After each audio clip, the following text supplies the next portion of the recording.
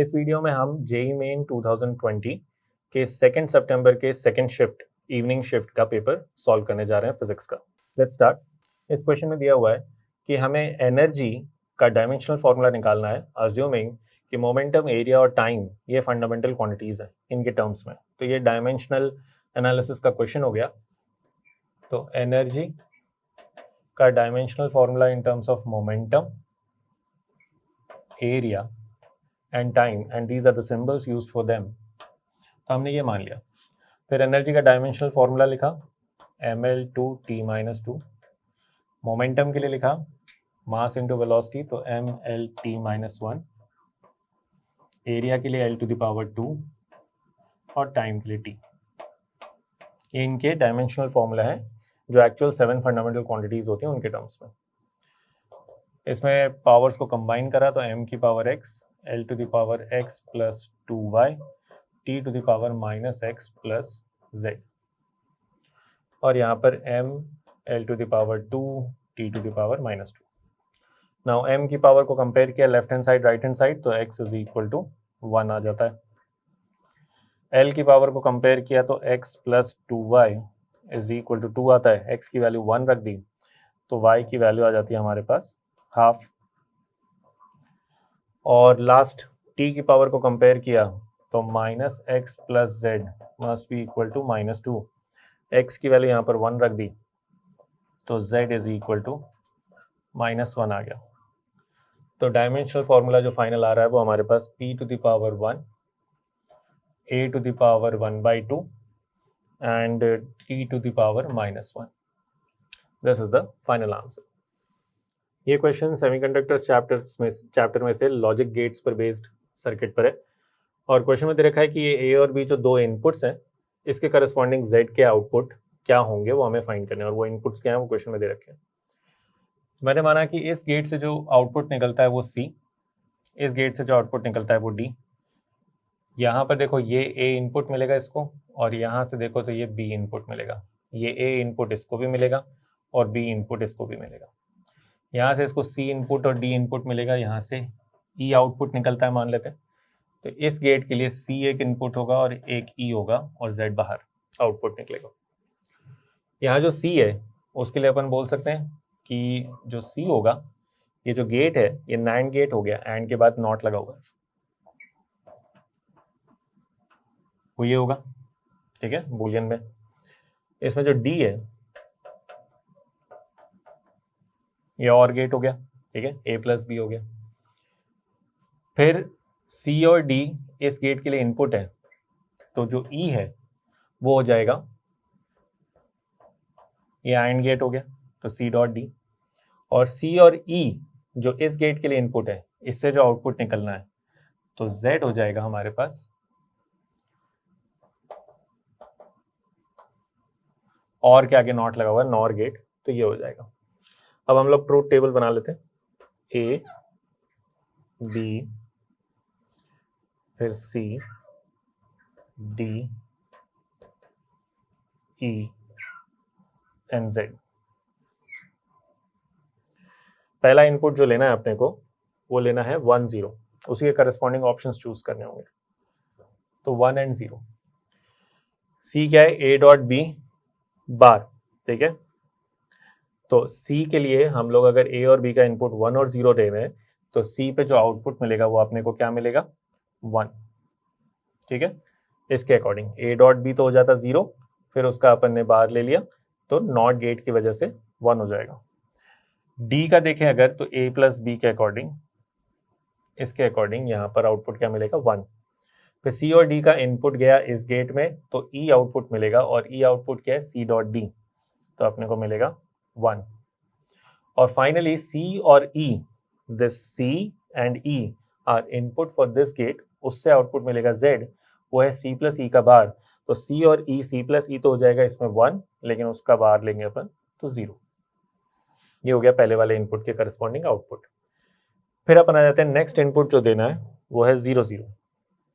इसमें 0 0 इनपुट दिया तो सी में जो अपने को मिलेगा वो मिलेगा 1, डी में जो इनपुट मिलेगा वो मिलेगा 0, सी और डी इसमें जाएंगे, ई में इनपुट तो 0, और C और E इनपुट जाएंगे इस गेट के लिए, तो C और E इनपुट गए तो 1 और 0 इसमें इनपुट गया, और 1 और 0 के लिए अपने पास जो ये आंसर आएगा ये 0 आ जाएगा। नेक्स्ट जो इनपुट देना है वो है 1 एंड 1। 1 और 1 अगर इनपुट दिया तो C में तो अपने को जो आउटपुट मिलेगा वो मिलेगा 0, D में जो मिलेगा अपने को वो है 1। फिर C और D इनपुट जाएंगे इसके लिए, तो E पर जो आउटपुट मिलेगा वो मिलेगा 0, और C और E इनपुट जाएंगे इस गेट के लिए, तो Z पर जो आउटपुट मिलना है वो इसके अकॉर्डिंग, तो C और E के लिए C प्लस E तो हो जाएगा 0 और उसका बाहर ले लिया तो 1। लास्ट इनपुट जो देना है वो है 0 एंड 1। 0 एंड 1 C में इनपुट गया तो हमें मिलेगा 1। फिर D के लिए 0 और 1 इनपुट गया तो अगेन 1। C और D इनपुट इस गेट के लिए हुए तो E आउटपुट मिलेगा, दैट विल अगेन बी 1, और C और E इनपुट होंगे इस गेट के लिए, तो ये 1 और 1 जैसे इसमें 0 मिला था यहाँ पे भी क्या आएगा 0। तो जो हमें आउटपुट मिलने वाला है that is finally 0 0 1 and 0। Okay, ये क्वेश्चन पूरा मेमोरी बेस्ड क्वेश्चन है कि आपको अगर मीन फ्री पाथ का फॉर्मूला पता है, बेसिक्स पता है, तो आप directly without any calculation answer दे सकते हो। तो mean free path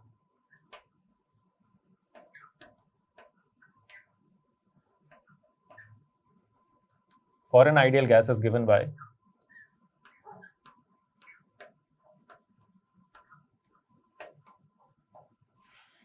this formula, जिसमें ये है नंबर ऑफ मॉलिक्यूल्स, ठीक है, ये है वॉल्यूम, ये पाई डी स्क्वायर में डी जो है वो मॉलिक्यूल का डायमीटर है। तो क्योंकि इस क्वेश्चन में एक आइडियल गैस एक क्लोज्ड कंटेनर में अंदर एनक्लोज्ड है, एक कंटेनर के अंदर एनक्लोज्ड है, तो ना तो नंबर ऑफ मॉलिक्यूल्स चेंज हो रहे हैं, ना उस रिजिड कंटेनर का वॉल्यूम चेंज हो रहा है, मॉलिक्यूल्स का डायमीटर चेंज हो नहीं रहा। तो ये सारी वैल्यूज जो है ना, ये टेम्परेचर चेंज करने के साथ इनमें से कुछ भी नहीं चेंज होगा, ये सब कांस्टेंट है, ठीक है। तो हमें मीन फ्री पाथ और मीन कोलिजन टाइम के ऊपर कमेंट करना था। तो as temperature increases mean free path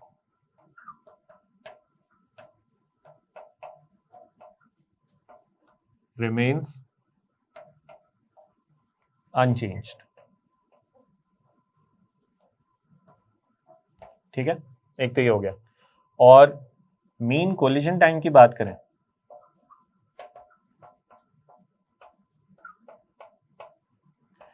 तो वो क्या होगा, mean free path upon speed, जो मीन स्पीड होगी पार्टिकल्स की। तो पाथ तो चेंज हुआ नहीं, बट क्योंकि टेम्परेचर बढ़ाने के साथ स्पीड बढ़ जाएगी तो कोलिजन फ्रीक्वेंसी बढ़ जाएगी। दैट मीन्स दो कोलिजन के बीच में जो एवरेज टाइम लगता है दैट टाइम विल डिक्रीज। तो mean collision time will decrease. ये दो इफेक्ट आएंगे टेम्परेचर बढ़ाने से। दैट मीन्स जो स्टेटमेंट्स दे रखे हैं उसमें B and C statements are true. Okay, इस क्वेश्चन में करंट कैरिंग लूप दे रखा है जो कि X Y plane and X Z plane में इस तरह से सिचुएटेड है, और इस लूप का अपने को मैग्नेटिक मोमेंट निकालना है, magnitude as well as direction. उसमें करंट फ्लो बता रखा है, ठीक है। ये लेंथ ए दे रखी है, this length is B, this length is also B, this length is also A. अब ये लूप क्योंकि दो प्लेन में है तो इसका एरिया वेक्टर इस तरह से डिफाइन करने में मुश्किल होती है हमें। तो हम क्या करेंगे, हम यहां पर एक वायर ऐड कर लेते हैं। इस वायर में इफेक्टिवली तो जीरो करंट होना चाहिए क्योंकि यहां पर कोई करंट फ्लो हो नहीं रहा था। तो इस वायर में हम दोनों डायरेक्शन में आई करंट फ्लो होता हुआ अज्यूम कर लेते हैं। तो इफेक्टिवली यहां पर जीरो करंट है ना।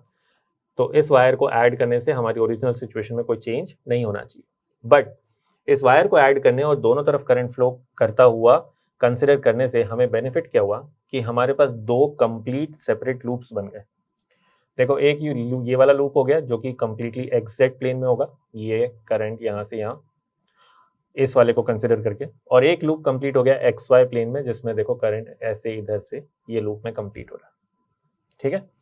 तो इस तरह से अगर आपको ये बात समझ में आ गई तो फिर अपने को क्या लिखना है, सिर्फ मैग्नेटिक मोमेंट प्रॉपरली अपना राइट हैंड यूज करना है, करंट जिस डायरेक्शन में फ्लो हो रहा है उस डायरेक्शन में अपने राइट हैंड के फिंगर्स को बंद करना है, तो थंब की डायरेक्शन आपको बता देगी कि मैग्नेटिक मोमेंट की डायरेक्शन कौन सी है, करेक्ट।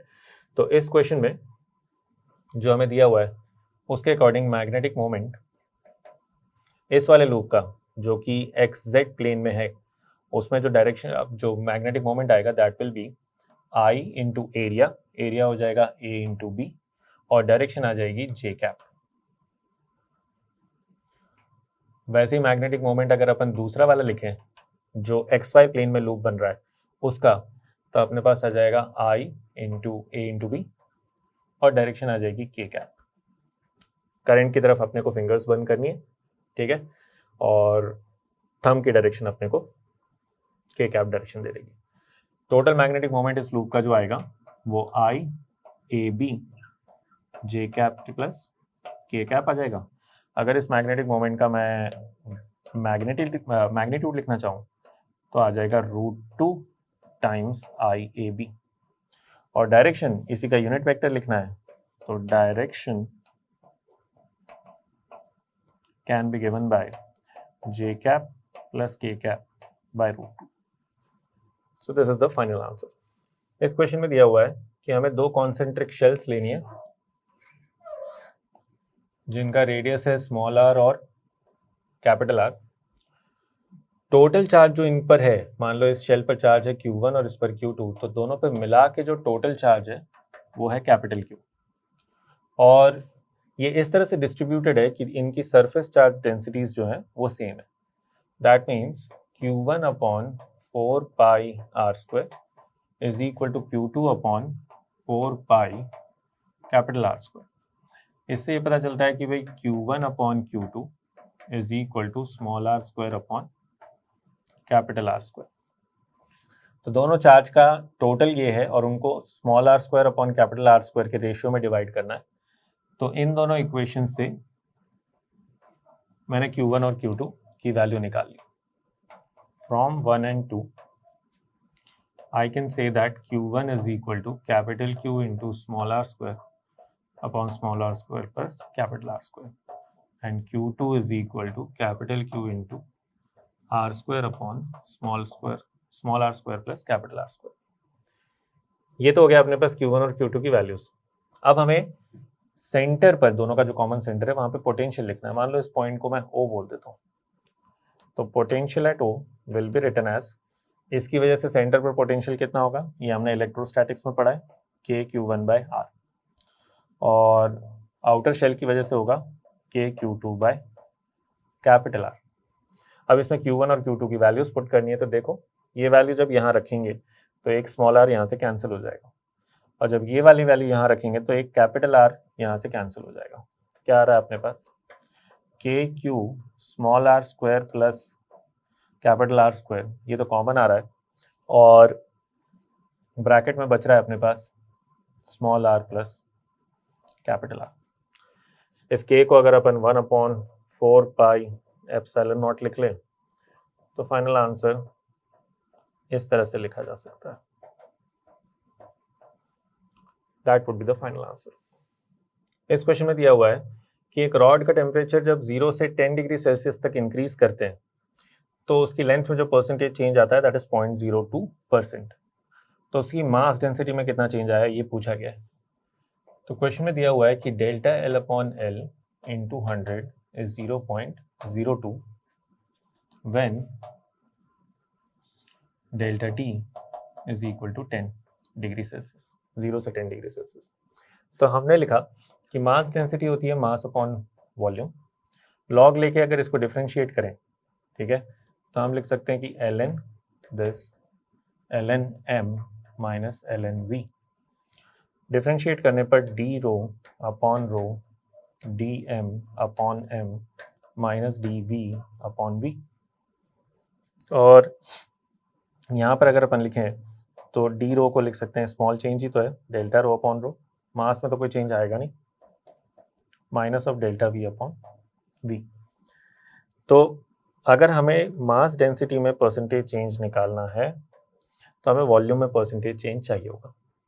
और ये जो लेंथ में परसेंटेज चेंज दे रखा है delta L upon L due to thermal expansion. Delta L को क्या लिखते हैं, एल अल्फा डेल्टा टी। तो इसको तो बोल सकता हूँ कि दिस इंटू 100 इज बेसिकली, इसकी वैल्यू थर्मल एक्सपेंशन चैप्टर में हम पढ़ते हैं वो आती है alpha delta T that into 100, और इसकी वैल्यू दे रखी है हमें क्वेश्चन में 0.02। जब डेल्टा वी अपॉन वी चाहिए होगा हमें इंटू 100, तो उसमें आएगा gamma delta T coefficient of volume expansion this into 100। Delta T तो यहाँ पर भी 10 डिग्री सेल्सियस था, यहाँ पर भी 10 डिग्री सेल्सियस होगा, but this gamma will be equal to 3 alpha, correct. तो gamma is equal to 3 alpha होने के कारण जब हम लोग यहाँ पर वैल्यू पुट करेंगे तो ये इसका 3 टाइम्स आ जाएगा, तो this will be equal to 0.06। अगर यहाँ पर मैं लिख दूं तो यहाँ पे आ जाएगा minus of 0.06। Okay, that means mass density जो है वो 6%, 0.06% जो है वो कम होगी, करेक्ट। बट ओनली चेंज पूछा है, माइनस साइन का सिग्निफिकेंस नहीं है according to the options given, तो हम आंसर देंगे 0.06। ओके, ये क्वेश्चन है एसएचएम का क्वेश्चन। इसमें एक पार्टिकल एसएचएम कर रहा है, उसका डिस्प्लेसमेंट वर्सेस टाइम ग्राफ दिया हुआ है इस तरह से, और हमें कुछ ऑप्शंस दिए हुए हैं, उसमें इंडिविजुअली हर ऑप्शन को चेक करना पड़ेगा। तो ये जो ग्राफ दिया हुआ है इसमें मैक्सिमम से ये स्टार्ट हो रहा है, तो इसकी इक्वेशन हम लोग लिख सकते हैं इस तरह से कि displacement is equal to a cos omega t, जहां पर ओमेगा की वैल्यू हम लिख सकते हैं 2 pi by time period. Time period यहाँ पर डिनोटेड है, तो इस तरह से लिख सकते हैं, या फिर आप इसको ऐसे लिख सकते हो sine omega T plus pi by 2।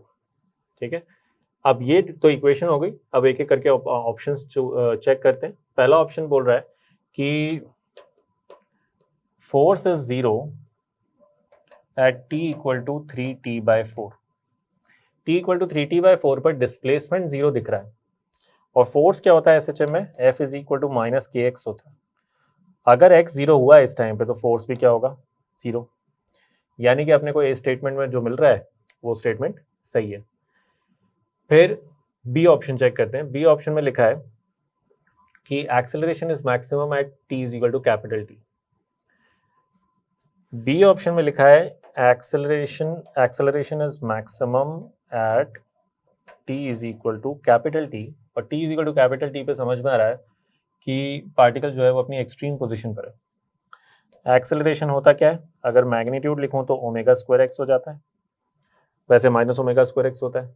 अब अगर x की वैल्यू सबसे ज्यादा है t equal to capital T पर, तो एक्सेलरेशन का मैग्नीट्यूड भी क्या होगा, मैक्सिमम होगा। Negative sign will only denote direction, तो that option is also correct. अब आते हैं अपन सी ऑप्शन पर। सी ऑप्शन में दिया हुआ है कि वेलोसिटी इज मैक्सिमम और speed is maximum at t equal to t/4। तो t/4 पर दिख रहा है कि पार्टिकल का डिस्प्लेसमेंट 0 है, और स्पीड के लिए एसएचएम में फॉर्मूला होता है v is equal to omega under root a square minus X square. Directly भी सोच सकते हो आप कि अगर डिस्प्लेसमेंट 0 है मतलब कि एसएचएम करने वाला पार्टिकल अपनी मीन पोजीशन पर है, और मीन पोजीशन पर वेलोसिटी क्या होती है, मैक्सिमम होती है। तो that option is also correct. Last option बोल रहा है कि potential energy is equal to kinetic energy at t equal to t/2। t equal to t/2 पर डिस्प्लेसमेंट जो है वो नेगेटिव एक्सट्रीम पोजीशन वाला है, माइनस ए है। ठीक है, अब जब डिस्प्लेसमेंट जो है वो हो गया माइनस ए, तो एक्सट्रीम पोजीशन पर तो काइनेटिक एनर्जी क्या होती है, 0, और पोटेंशियल एनर्जी क्या होती है, मैक्सिमम, वो आ जाएगी हाफ के ए स्क्वायर। तो दिस ऑप्शन इज रॉन्ग, क्योंकि potential energy is not equal to kinetic energy at this instant. तो हमें फिर जब ऑप्शन चूज करना है तो दैट विल बी कि A, B and C statements are correct. इस क्वेश्चन में दिया हुआ है कि दो डिस्क्स हैं जिनके मोमेंट ऑफ इनर्शिया और इनिशियल एंगुलर वेलोसिटीज दे रखी हैं, दोनों सेम एक्सिस, ठीक है, एक दूसरे के कांटेक्ट में नहीं है शुरू में, बट दोनों की एक्सिस जो है वो एक ही है, दोनों सेम सेंस में घूम रहे हैं, और फिर कुछ एक इंस्टेंट पर दोनों एक दूसरे के कांटेक्ट में आ जाते हैं, और फिर कांटेक्ट में आने के कुछ देर बाद दोनों कॉमन एंगुलर वेलोसिटी से घूमना शुरू कर देते हैं। तो फाइनल सिचुएशन में हमें सिस्टम की काइनेटिक एनर्जी फाइंड करनी है। This question is based on the concept of conservation of angular momentum in rotation. Okay, तो हमने बोला कि एक ये डिस्क हो गई जिसका मोमेंट ऑफ इनर्शिया मान लो कम है, और एक ये डिस्क हो गई जिसका मोमेंट ऑफ इनर्शिया ज़्यादा है। इस डिस्क के लिए मोमेंट ऑफ इनर्शिया दिया हुआ है 0.1 kg मीटर स्क्वायर, और इसका इनिशियली जो ओमेगा था that was 10 radian per second. इसका मोमेंट ऑफ इनर्शिया दिया हुआ है 0.2 kg metre square and angular velocity was 5 radian per second. फिर जब ये दोनों कांटेक्ट में आ जाएंगे और कॉमन एंगुलर वेलोसिटी से घूमेंगे तो वी विल से कि सिस्टम पर कोई एक्सटर्नल टॉर्क नहीं है, किसी एक्सटर्नल फोर्स का टॉर्क नहीं है, therefore angular momentum will remain conserved about this common axis of rotation.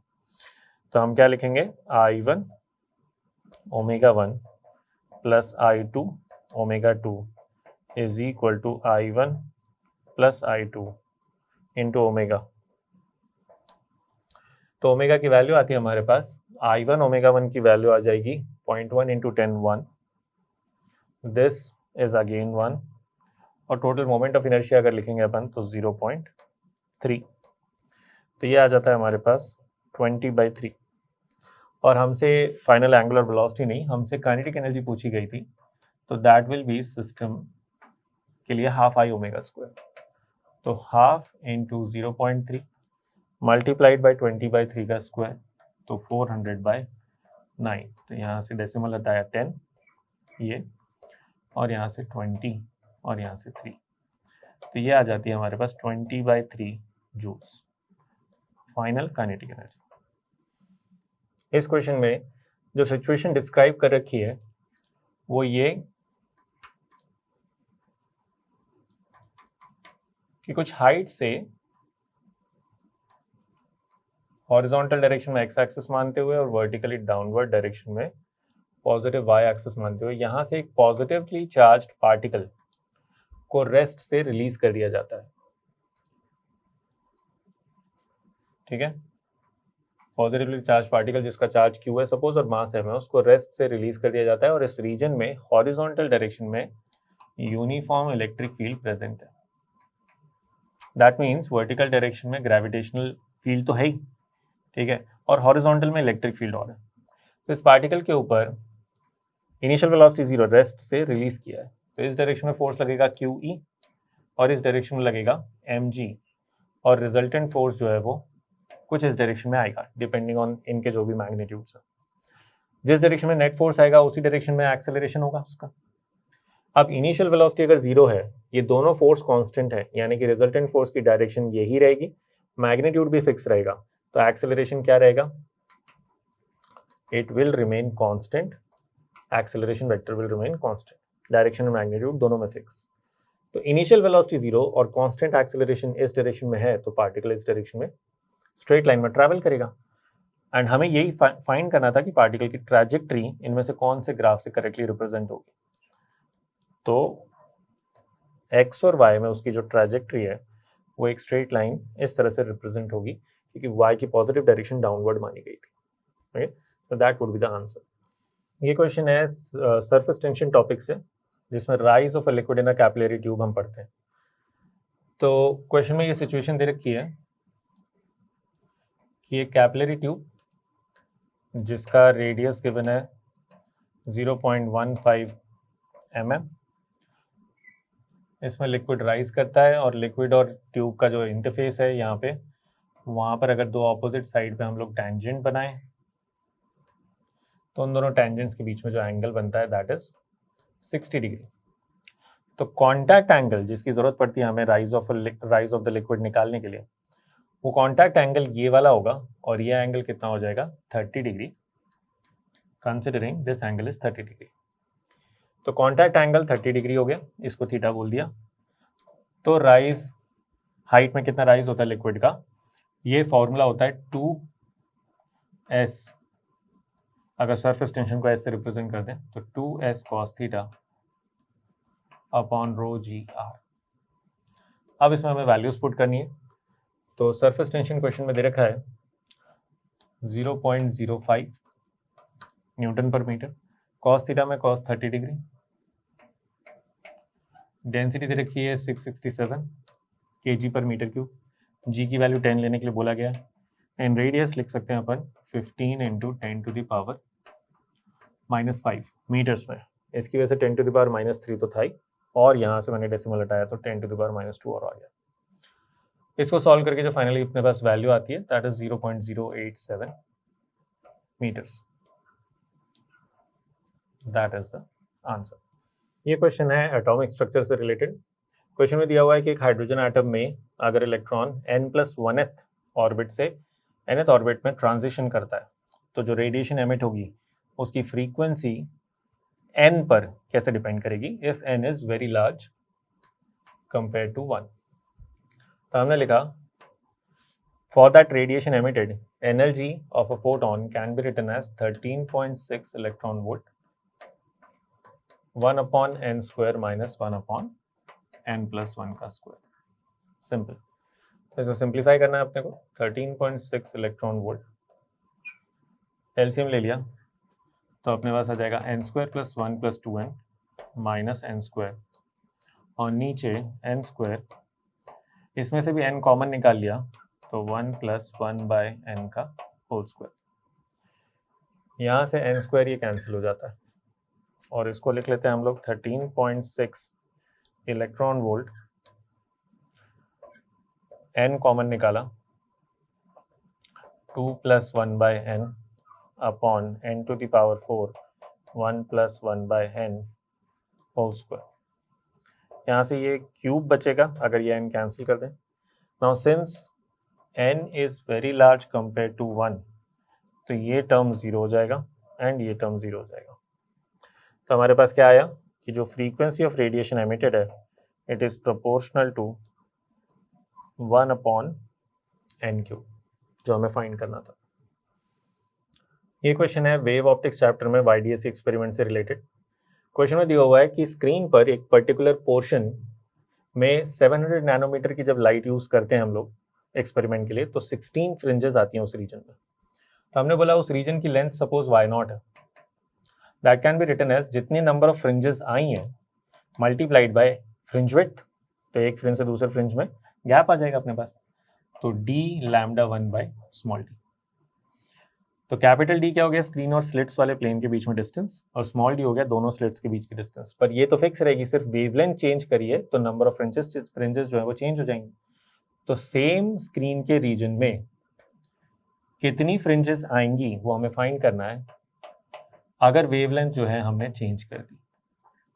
इसका मतलब है कि वो नंबर ऑफ फ्रिंजेस दूसरी वाली वेवलेंथ की कितनी आएंगी वो निकालने के लिए 16 इंटू यहाँ पर λ1 रखा तो वो था 700 नैनोमीटर्स और λ2 था 400 नैनोमीटर्स। ये दोनों ही नैनोमीटर्स में थे तो वो तो यूनिट सेम है तो कैंसिल आउट हो जाएगा ये और यहाँ से 4, यानी कि उस दूसरी वेवलेंथ की सेम रीजन में 28 फ्रिंजेस आएंगी जबकि 700 नैनोमीटर की 16 फ्रिंजेस आएगी। ओके, ये क्वेश्चन है KTG एंड थर्मोडायनेमिक्स चैप्टर से। तो एक साइक्लिक प्रोसेस के लिए हर एक इंडिविजुअल प्रोसेस में हीट सप्लाइड और गेन्ड बाय द सिस्टम वो साइन के साथ दे रखा है हमें, एंड अकॉर्डिंग टू कन्वेंशन अगर वो साइन पॉजिटिव है यानी कि सिस्टम को हीट सप्लाई हुई है, एंड नेगेटिव है तो सिस्टम में से हीट एक्सट्रैक्ट हुई है। तो हमें फाइंड करना, एफिशिएंसी भी दे रखी है और हमें फाइंड करना है कि उन चार में से एक वैल्यू जो नहीं दी है उस Q की वैल्यू क्या है। तो हमें पता है कि साइक्लिक प्रोसेस के लिए डेल्टा U 0 होता है। That means first law of thermodynamics से जिसमें Q is equal to delta U plus W लिखते हैं हम, ये 0 हो गया तो Q net is equal to W net होगा पूरे साइक्लिक प्रोसेस के लिए। ठीक है, और एफिशिएंसी जो कि यहाँ पे 50% दे रखी है तो हाफ, वो क्या होता है W net upon Q supplied. Q supplied कौन सा होगा जिसमें Q का साइन पॉजिटिव है, तो नेट W वर्क डन चाहिए तो वो तो सबको ऐड कर दो क्योंकि वो तो net work done is equal to net Q। तो हमने लिखा 1915 minus 40 plus 125 minus Q upon में Q सप्लाइड में हम सिर्फ लिखेंगे 1915 प्लस 125। बस ये एक सिंगल इक्वेशन को सॉल्व करके हमको Q की वैल्यू निकालनी थी, and that comes out to be 980 joules. Okay, ये क्वेश्चन है ग्रेविटेशन चैप्टर से और क्वेश्चन में दिया हुआ है कि हमें एक ऐसी h की वैल्यू निकालनी है जिसके लिए सरफेस से h डेप्थ पर और सरफेस से h हाइट पर एक्सेलरेशन ड्यू टू ग्रेविटी जो है वो सेम हो, उसकी वैल्यू सेम हो।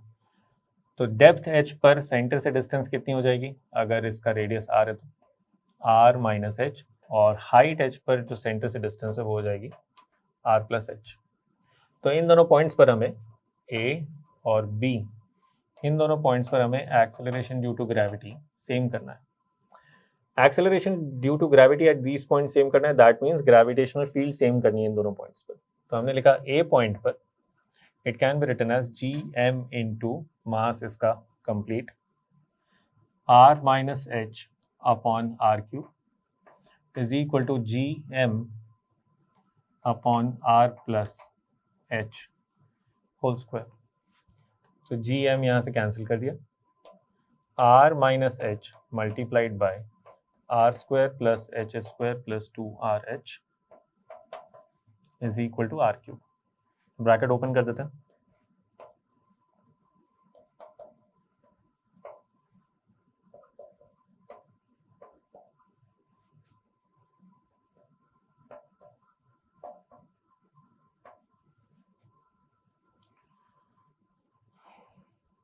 h टू द पावर 4 नहीं, यहाँ पर h क्यूब आएगा।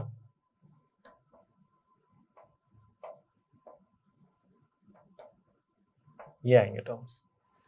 तो ये आर क्यूब से आर क्यूब तो कैंसिल हो गया। अब ये जो h वाले टर्म्स है सारे, इसमें से एक h कॉमन आ रहा है, तो यहाँ पे एक h बचेगा, ये कैंसिल, ये कैंसिल, यहाँ स्क्वायर बचेगा और ये कैंसिल। तो हमारे पास एक क्वाड्रेटिक इक्वेशन आ रही है h के टर्म्स में, जिसमें आया अपने पास h स्क्वायर, ये टर्म उस तरफ लेके तो पॉजिटिव। उसके बाद अपने पास h वाले टर्म कौन कौन से, -2RH और ये प्लस RH।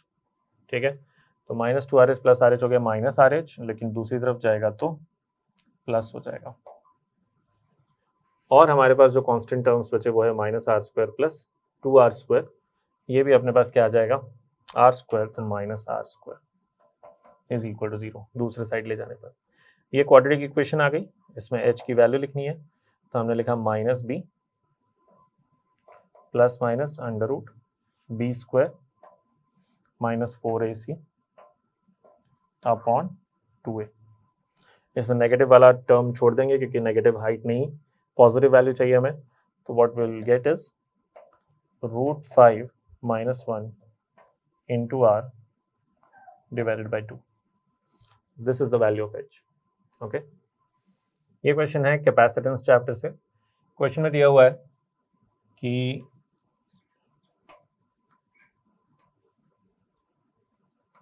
एक कैपेसिटर जो कि 10 माइक्रोफैरेड कैपेसिटेंस है जिसकी, उसको 50 वोल्ट की बैटरी से चार्ज किया जाता है।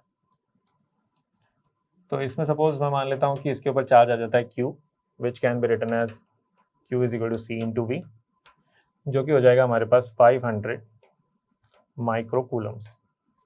फिर इस कैपेसिटर को यहाँ से डिस्कनेक्ट करके एक दूसरे अनचार्ज्ड कैपेसिटर के साथ कनेक्ट किया जाता है, जिसमें इसकी कैपेसिटेंस तो 10 माइक्रोफैरेड्स थी, लेकिन दूसरे वाले की कैपेसिटेंस अननोन है। तो ये अनचार्ज था, बट ये चार्ज लेकर आया था 500 माइक्रोकूलम। फाइनली चार्ज रीडिस्ट्रीब्यूट होगा और मान लेते हैं कि दोनों पर जो चार्ज है वो Q1 और Q2 इस तरह से आ जाता है। बट क्योंकि चार्ज तो यही लेकर आया था जो दोनों पे रीडिस्ट्रीब्यूट हुआ है, तो Q1 प्लस Q2 डेफिनेटली किसके बराबर होगा, 500 माइक्रोकूलम के बराबर। बट क्वेश्चन में ये दिया हुआ है कि जब फाइनली चार्ज रीडिस्ट्रीब्यूट हो चुका होता है तब दोनों के अक्रॉस कॉमन पोटेंशियल डिफरेंस जो है दैट इज 20 वोल्ट्स। इसका मतलब है कि मुझे ये पता चल गया कि Q1 upon 10 microfarads is equal to 20 volts है। इससे Q1 की वैल्यू पता चल गई कि Q1 कितना आ जाएगा हमारे पास, 200 माइक्रोकूलम्स। अगर Q1 200 है तो इसका मतलब है कि Q2 कितना हो गया, 300 माइक्रोकूलम्स। और Q2 अगर 300 माइक्रोकूलम्स है तो इस कैपेसिटर के अक्रॉस भी तो पोटेंशियल डिफरेंस 20 वोल्ट्स ही होगा। तो हमने लिखा कि Q2 upon C must also be equal to 20। तो Q2 की वैल्यू अब हमें पता है, 300 microcoulombs upon C must be equal to 20। तो ये आ जाता है हमारे पास 15 माइक्रोफैरेड्स, अननोन कैपेसिटर की कैपेसिटेंस।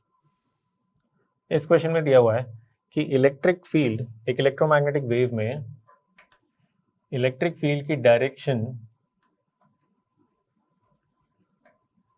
k कैप के अलॉन्ग है और मैग्नेटिक फील्ड की direction 2i cap minus 2j cap vector के अलॉन्ग है। बेसिकली मैं ये लिख सकता हूँ कि इलेक्ट्रिक फील्ड की डायरेक्शन के लिए k कैप और मैग्नेटिक फील्ड की डायरेक्शन डिनोट करने के लिए 2i cap minus 2j cap upon इसका मैग्नीट्यूड डिवाइड कर देते हैं अपन, ठीक है, तो 2√2। ये रहा, हमसे पूछा है उस इलेक्ट्रोमैग्नेटिक वेव के प्रोपगेशन की डायरेक्शन में यूनिट वेक्टर फाइंड करना है, तो वो मिल जाएगा हमें ई कैप क्रॉस बी कैप से। हमें सिर्फ इन दोनों का क्रॉस प्रोडक्ट करना है। क्रॉस प्रोडक्ट किया तो 1/2√2 तो कांस्टेंट मैंने अलग रख लिया। अब के कैप क्रॉस आई कैप जब करेंगे अपन तो मिलेगा जे कैप, और के कैप क्रॉस जे कैप जब करेंगे तो माइनस आई कैप मिलेगा, लेकिन माइनस माइनस प्लस, तो हमारे पास आ जाता है I cap plus J cap upon √2। This is the unit vector along direction of propagation. इस क्वेश्चन में दिया हुआ है कि एक पार्टिकल है जिसकी स्पीड इलेक्ट्रॉन से 5 टाइम्स है और दोनों की जो डी ब्रॉगली वेवलेंथ है उसका रेशियो दे रखा है क्वेश्चन में 1.878 into 10 to the power -4। De Broglie wavelength का फॉर्मूला क्या होता है? h अपॉन पी और h अपॉन एम वी। तो मैं यहाँ पे लिखूंगा जब, तो mass of electron, velocity of electron, mass of proton, velocity of mass of particle and velocity of this particle, not proton. This is equal to 1.878 into 10 to the power -4. Now we just need to put the values. Mass of electron put किया 9.1 into 10 to the power -31. Velocity of electron as it is. Mass of particle find करना है और velocity of particle is 5 times velocity of electron. तो ये velocity of electron cancel हो गया and this is equal to 1.878 into 10 to the power -4. So what we get is mass of particle comes out to be 9.7 into 10 to the power -28 kg. Final answer. इस question में दिया हुआ है हमें कि potentiometer के लिए जब हम लोग इस तरह से सर्किट में ये स्विच को ओपन रखते हैं और इस बैटरी जो E2 है इसका वोल्टेज दिया हुआ है 1.02 वोल्ट्स, इसका बैलेंस पॉइंट ढूंढते हैं तो वो बैलेंस पॉइंट Q से 49 सेंटीमीटर्स की डिस्टेंस पर आता है और इस पोटेंशियोमीटर वायर की जो टोटल लेंथ है वो 1 मीटर है। दैट मीन्स ये लेंथ कितनी हो गई? 51 सेंटीमीटर्स। तो बैलेंस पॉइंट यहाँ पर आता है जब गैल्वेनोमीटर ये 0 शो करता है। तो हमें इस पोटेंशियोमीटर वायर में पोटेंशियल ग्रेडियंट फाइंड करना है। तो P और J पॉइंट के बीच में जो पोटेंशियल डिफरेंस होगा वो एग्जैक्टली 1.02 होगा।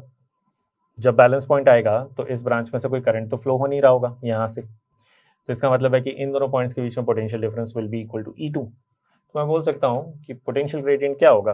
पोटेंशियल डिफरेंस अपॉन ये वाली लेंथ, तो 1.02 volts upon 51 centimetres, that is 0.02 volt per centimetre. इसी यूनिट में अपने को ऑप्शंस दिए हुए, so that is the final answer. इस क्वेश्चन में दिया हुआ है कि एक ऑल्टरनेटिंग एसी सर्किट में इंडक्टर कॉइल है जिसका खुद का ही कुछ रेजिस्टेंस भी होगा, ठीक है। तो उस इंडक्टर कॉइल के लिए जब उसको सोर्स से कनेक्ट किया और सोर्स की फ्रीक्वेंसी दे रखी है 1000 हर्ट्ज, तो it is found that voltage leads current by a phase of 45 degree. तो वो जो हम फेज वाला डायग्राम बनाते हैं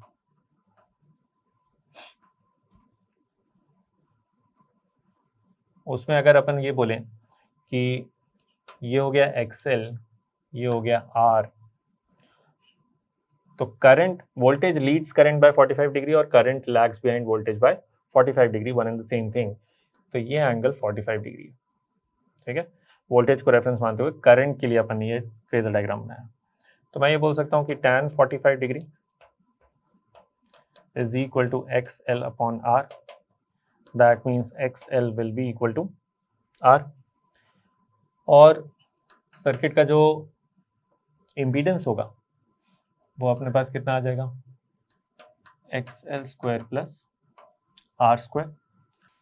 तो ये जो टोटल अपने पास इसका इफेक्टिव इम्पीडेंस आ जाएगा वो है 100, और यहाँ पर अपने को दोनों इक्वल हो गए ये पता चल गया, तो मैं बोल सकता हूँ 2XL square, that means XL comes out to be 50√2। इसको लिख सकते हैं ओमेगा L। फ्रीक्वेंसी क्योंकि 1000 दे रखी है तो ओमेगा की वैल्यू लिख सकते हैं अपन, frequency is equal to omega by 2 pi, तो 2000 pi into L is equal to 50√2.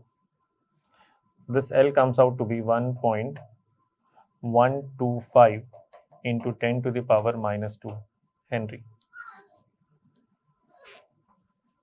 Final answer.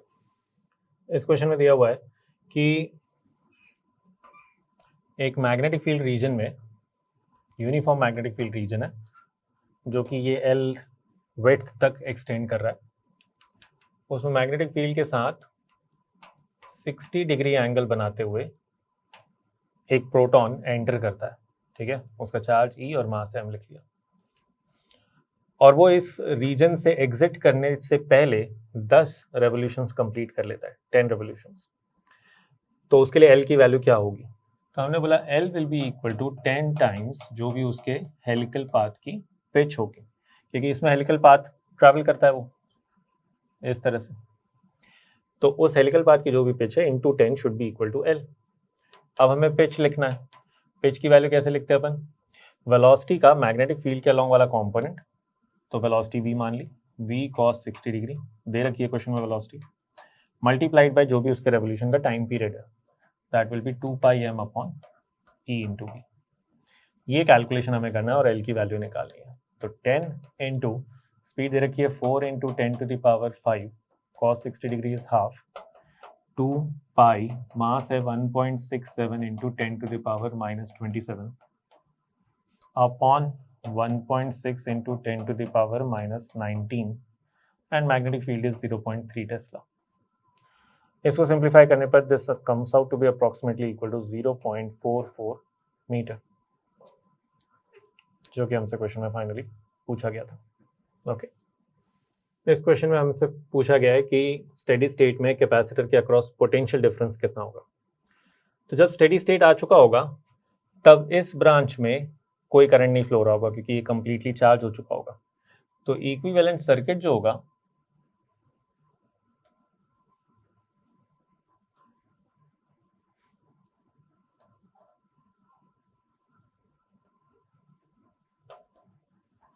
वो ये होगा, जिस ब्रांच में कोई करंट नहीं जा रहा उस ब्रांच को मैंने हटा दिया, तो 2 ohms, सारे रेजिस्टेंस 2 ohms है एंड 10 वोल्ट्स की बैटरी, और क्योंकि इस ब्रांच में करंट नहीं फ्लो हो रहा तो इस रेजिस्टर के अक्रॉस तो कोई पोटेंशियल डिफरेंस होगा ही नहीं, I इंटू आर। तो इस कैपेसिटर के अक्रॉस पोटेंशियल डिफरेंस फाइंड करना है, तो we just need to find potential difference between A and B। अब वैसे इस सर्किट का इक्विवेलेंट रेजिस्टेंस निकालें तो देखो ये दोनों रेजिस्टेंस जो है ये सीरीज में हो गए, 4 हो गया, 4 और ये वाला 2 जो है वो पैरेलल कॉम्बिनेशन में होंगे, तो इनका इक्विवेलेंट हो जाएगा 4 इंटू 2 अपॉन 4 प्लस 2, और इन सब का जो इक्विवेलेंट आएगा वो इस 2 ओम के साथ सीरीज में होगा। तो इस पूरे सर्किट का जो इक्विवेलेंट रेजिस्टेंस आएगा वो ये आएगा, यहाँ से आ गया 8/6 यानी कि 4/3 प्लस 2 10/3 ओम्स। इसका मतलब है यहाँ से जो करंट फ्लो होगा that is equal to 10 upon R equivalent which is 10/3, 3 amperes. तो यहाँ से 3 एम्पियर्स करंट फ्लो हुआ, फिर वो इन दोनों ब्रांच में डिवाइड होगा, इसमें 4 ओम है और इसमें 2 ओम, तो इनमें जब डिवाइड होगा तो करंट जो है वो रेजिस्टेंस के इनवर्स रेशियो में डिवाइड होगा। तो रेजिस्टेंस है 2:1 रेशियो में, करंट डिवाइड होगा 1:2 के रेशियो में। तो 3 एम्पियर्स को 1:2 के रेशियो में डिवाइड किया तो इधर आ गया 1 एम्पियर्स और इधर आ गया 2 एम्पियर्स। फिर इधर से कंबाइन होके इसमें से वापस कितना आएगा 3 एम्पियर्स। तो अब मुझे सर्किट की हर ब्रांच में करंट पता है, ए और बी के बीच में पोटेंशियल डिफरेंस फाइंड करना है। तो मैंने क्या किया, वी ए लिखा कि potential at A I have assumed as V A. वहां से हम लोग अगर इस रेजिस्टेंस को क्रॉस करके इधर आएंगे तो पोटेंशियल ड्रॉप होगा by which amount, I into R, that is -2, potential drop हो गया। और फिर यहाँ से इस पॉइंट पे पहुंच गए, फिर इसको क्रॉस करेंगे तो पोटेंशियल ड्रॉप होगा -6, और फाइनली जहां पहुंच गए उस पॉइंट का पोटेंशियल मिल जाएगा। That means VA minus VB will be equal to 8 volts. तो कैपेसिटर के अक्रॉस ये ही पोटेंशियल डिफरेंस होगा इन स्टेडी स्टेट। इस क्वेश्चन में दिया हुआ है कि एक वायर है जिसको हमने क्लैम्प्स के बीच में जो उसकी लेंथ है दैट इज 1 मीटर स्ट्रेच करके रखा है।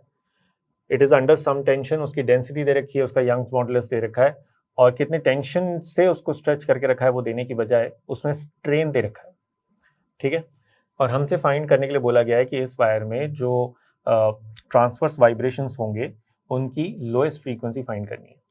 तो हमने बोला उसकी लोएस्ट फ्रीक्वेंसी मतलब फंडामेंटल फ्रीक्वेंसी पूछ रहा है, and that will B 1/12 √2T/μ for a wire fixed at both ends. अब इसमें जो वैल्यूज दी हैं उनके टर्म्स में इसको लाना है। तो हमें लेंथ तो क्वेश्चन में दे रखी है 1 मीटर, यहाँ पे जो म्यू है वो देने की बजाय क्वेश्चन में डेंसिटी दे रखा है, ये है मास पर यूनिट लेंथ। तो मैंने बोला कि डेंसिटी को क्रॉस सेक्शनल एरिया से मल्टीप्लाई कर दूं, मिल गया मास पर यूनिट लेंथ। और ये टेंशन अपॉन एरिया, ये क्या बन गया, ये बन गया स्ट्रेस सिग्मा अपॉन डेंसिटी। और स्ट्रेस को लिख सकते हैं अपन यंग्स मॉडुलस इनटू स्ट्रेन। तो ये आ गया अपने पास half Young's modulus into strain upon density. तो लोएस्ट फ्रीक्वेंसी जो फाइंड करने के लिए बोला गया है उसमें वैल्यूज पुट करना बचा है। हाफ यंग्स मॉडुलस दिया हुआ है 9 × 10⁻10 ऐसा यूनिट्स में। स्ट्रेन की तो कोई यूनिट होती नहीं है, वो दिया हुआ है 4.9 × 10⁻⁻4। और डेंसिटी 9 × 10⁻³ kg/cm³ दी हुई है। उसको मीटर क्यूब में कन्वर्ट करेंगे तो ये आ जाएगा, ये कैंसिल। इसको अगर देखें तो 10⁻10 और इधर 10⁻7 होगा, जो कि 10⁻³ बचेगा, तो 4900 आएगा जब उससे मल्टीप्लाई कर देंगे। तो ये आ जाएगा दिस।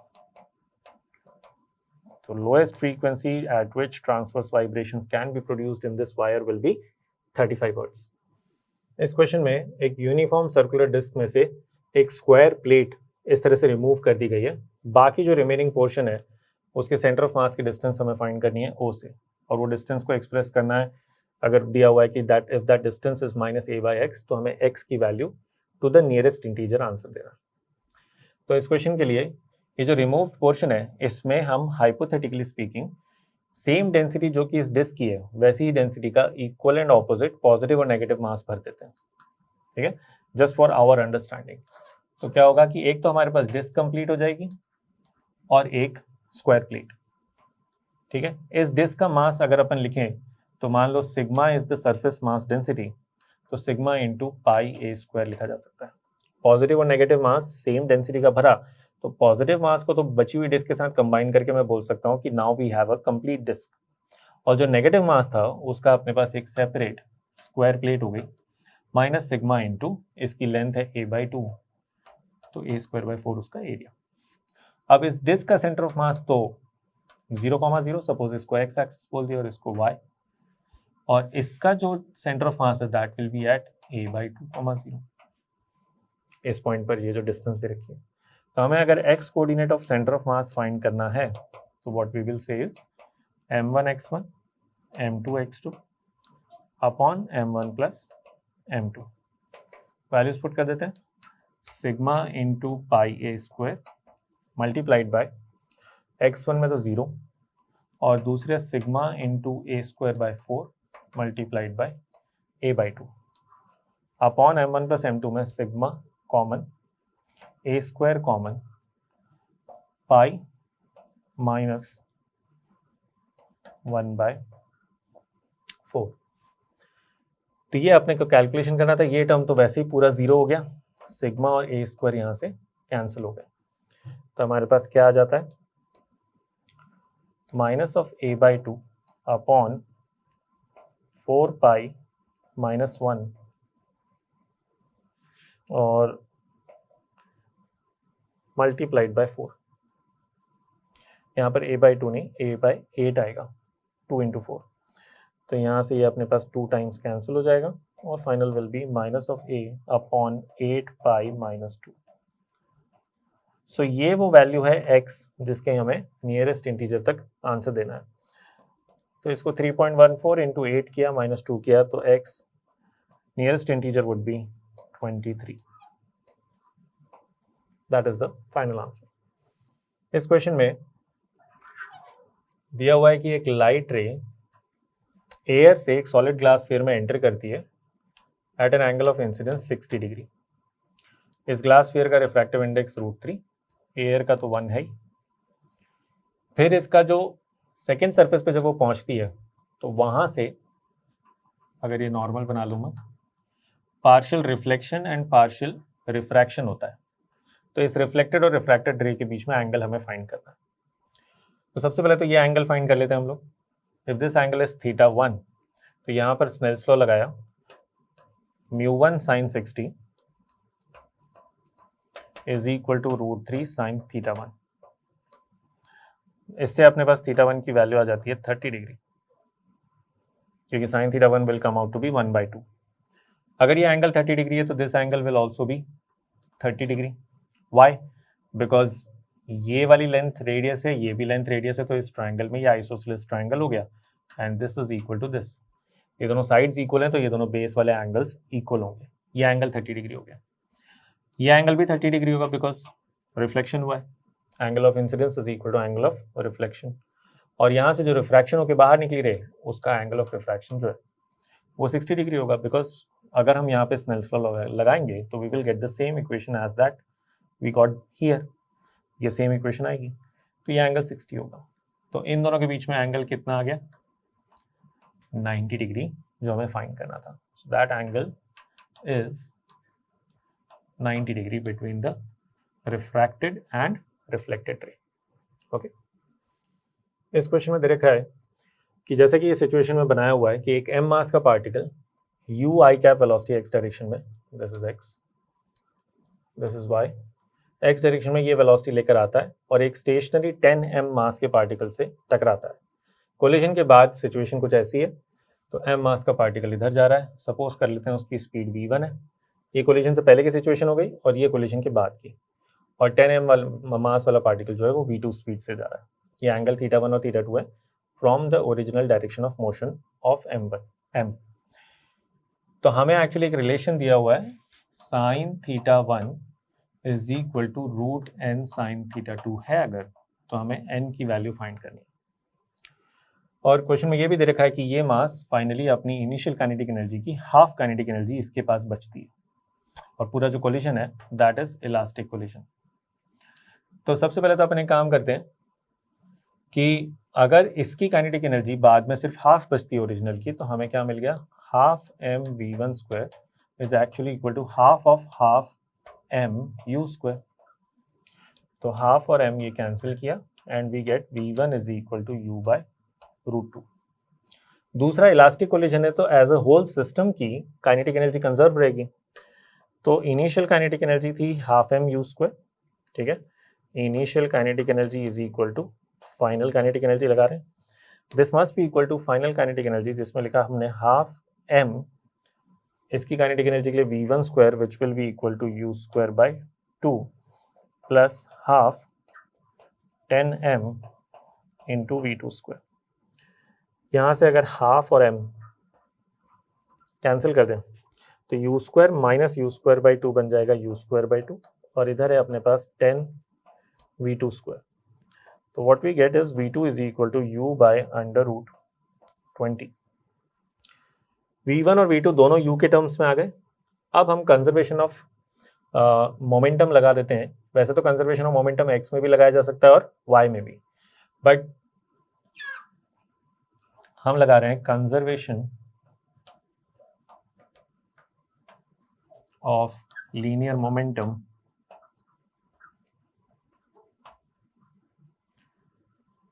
In y direction. तो हमने लिखा m v1 sin theta 1 should cancel out with 10m v2 sin theta 2। यहाँ से ये m कैंसिल हो गया, तो v1 और v2 की जो वैल्यूज हमने u के टर्म्स में फाइंड कर ली थी वो यहाँ पर पुट कर देते हैं। u by root two sine theta 1 is equal to 10 into u by under root 20 sine theta 2। यहाँ से u कैंसिल हो जाएगा, रूट 2 से इसको कैंसिल करेंगे तो 10 and what we get is sine theta 1 is equal to under root 10 sine theta 2। तो finally जो हमें n फाइंड करने के लिए बोला गया था उसकी वैल्यू आ जाती है 10। ओके।